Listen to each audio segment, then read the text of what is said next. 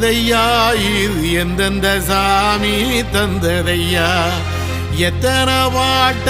சொன்னதையா அத சுத்துற பூமி கண்டதையா அடிச்சு வீசும் காத்திலையும் அந்த தகப்பனாச சுத்துதையா வெளிச்சு பூக்கும் வேலையிலும் ஒரு வம்சத்து கதையே உள்ளதையா